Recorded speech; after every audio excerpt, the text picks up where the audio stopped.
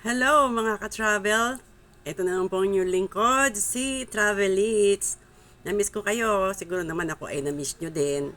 Medyo naging busy tayo sa ating ibang trabaho. Ngayon, kaya lang ako nakapag-vlog ngayon dahil ito sa nangyari sa Miss Universe. Marami kasi akong nababasa tungkol doon sa nalito sila na parang naging, ba't ganun? Na parang dalawa ang set of top 5. Sa tingin ko naman hindi naman ganun na nangyari. Kasi meron akong nababasa na ang original na top 5 daw ay yung second set. Kasi nga yung ang nauna, wala naman lang daw silang sash, kundi bulaklak lang. So, sa pagkakaintindi ko kasi, kaya merong top 5, di ba may question answer portion. Mga matindi naman ako ganun ka-expert sa ganyan. Pero may sarili tayong paniniwala, nanonood tayo taon-taon, sinusundan natin yung mga sinusuportahan natin at sinusundan natin ng Miss Universe. Ngayon, yung para sa aking opinion, ang inyong senior travelits, siyempre, mula ng bata, nasusubaybayan na din natin yan. Ang akin lang opinion ay tungkol dito sa, nung nagkaroon ng top 5, ang ibig sabihin, yung limang yon, mag-aagawan sila sa corona sa pamamagitan ng question and answer portion. 'Di ba? Kasi lima sila eh. Merong tanong na tigi-tigi sa sila. Yung pangalawa, merong isang tanong lang na hindi naririnig ng iba at isa lang at pinakamagandang sagot ay yun ang mananalo, 'di ba? Ganun yun. Yun yung pagkakaintindi ko. Na doon sa isang tanong na yun, parang back to zero yun, di ba? Nung okay yung mga sagot nila. So, narinig naman natin kung ano yung kanilang mga sagot doon sa unang mga tinanong sa kanila na iba-iba. Depende kung sino yung napili na judge. At yung set na yon ng Miss Universe, iba rin yung mga judge, 'di ba? Mga judges. Ngayon, doon sa isang tanong na yon, yung final question, isang tanong lang siya para doon sa lima.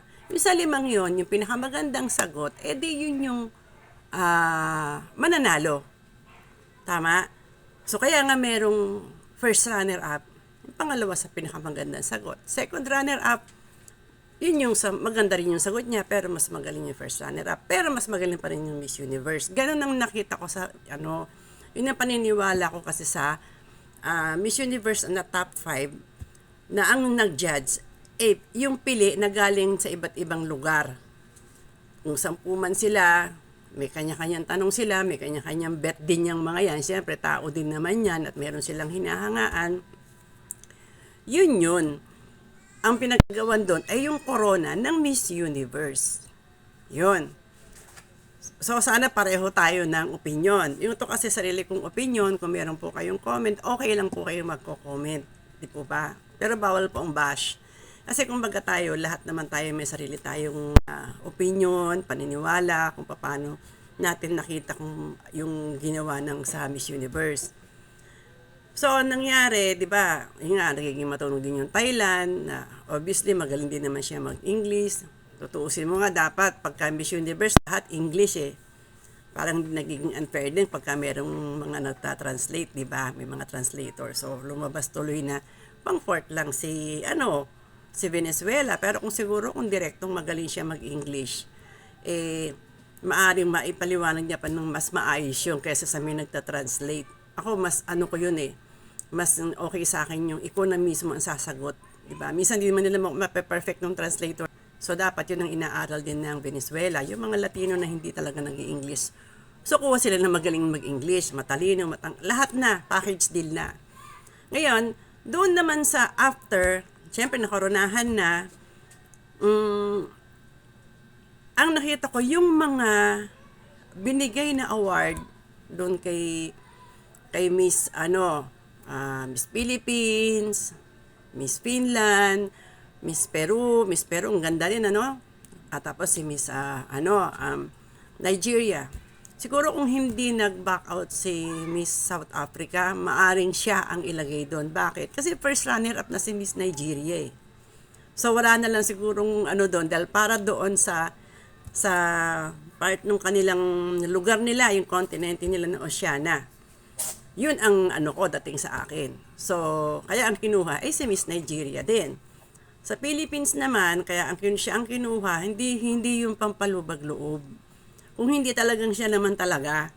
Kaya lang siyempre, iba naman ang judge kasi doon sa Miss Universe at iba naman yung sa organizers.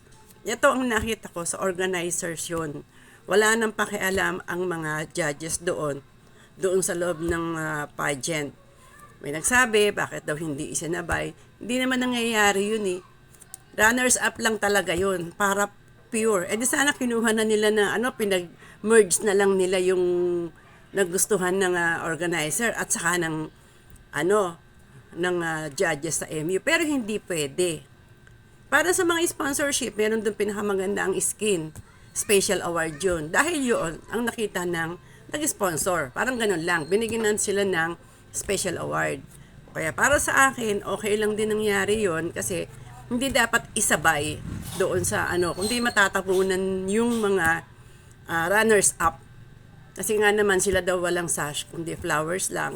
Yung message, siyempre, yung Miss Universe Asia, natural may sash yun kasi yun ang pagkakakilanlan. Nilang apat. Diba? Yung Miss Universe is Miss Universe. Kaya alam, siguro sa dami ng gagawin ng Miss Universe ngayon, hindi niya na malilibot yung buong mundo at yung buong mga bansa. Kaya merong bawat sa Asia, ang iikot. At sasamahan niya o sasamahan ni Miss Universe. Baka ganun yung plano nila. Ano lang naman yun. Yung sa akin naman sarili kong sarili kong patakaran yun. Wala nang basagan ng trip. Basta yun ang pagkakaunawa ko. Kaya ako sinasabi sa inyo ngayon. Ngayon, yung para naman doon, halimbawa sa USA, si Miss Peru, ay grabe. Oo nga. Di ba ang ganda-ganda niya, grabe. Kala ko nga siya yung mananalo. So, meron din siyang chance doon. So, ibinigay sa kanila yun. Kay Finland din, okay din siya para sa Europe.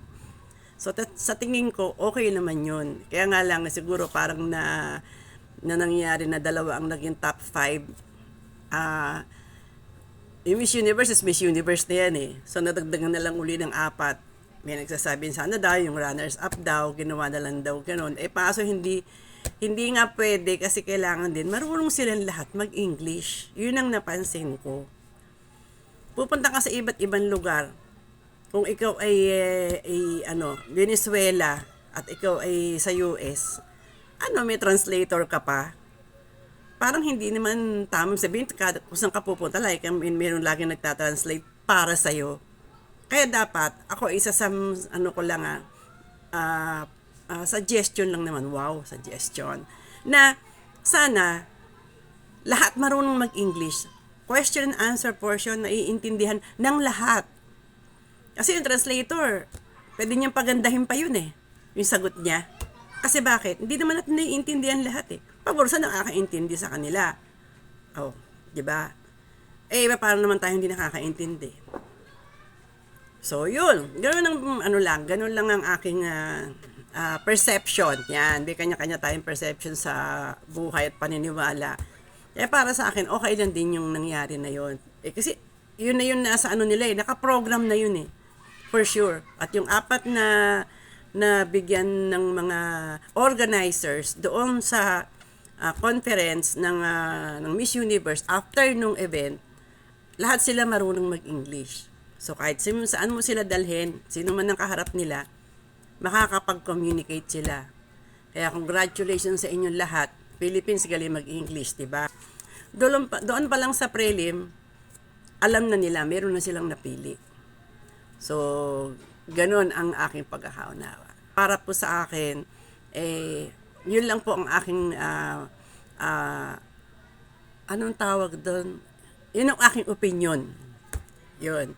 So, na-miss ko kayong lahat, aking mga subscribers, mga kaibigan ko dyan.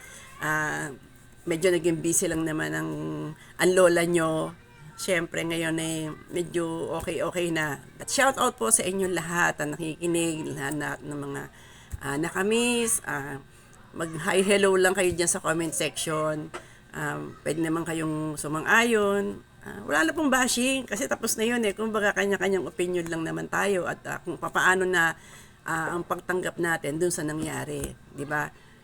Ngayon lang naman nangyari yun dahil first Miss Universe Asia. Parang gano'n, di ba? So, yun. At maraming salamat po sa inyo at sana po isubaybayan niyo pa po ang aking ibang vlog. Dahil sa Bulaga naman po kasi ngayon okay na sila. Dati naman talagang bumaba na tayo nung meron pang kumakalaban. Pero ngayon po, wala naman na silang kalaban. Friends sila ng Showtime. So, friendly competition. So, wala nang problema. Kaya, medyo segue din tayo. Travel tayo sa ibang mundo. Showbiz, Miss Universe, kung ano nangyayari sa politics. Politics pa hindi masyado. Pero, basta isa lang pong masasabi ko, basta lagi tayong mag-iingat sa ating paligid. Okay po? And don't forget to subscribe at mag-comment at mag-like na rin po sa mga bago pong napadaan dito sa aking YouTube channel. Ito po ang inyong lingkod, si Mami Travelits, Tita Litz. At sa susunod po na aking vlog. And that's the video for today. Bye!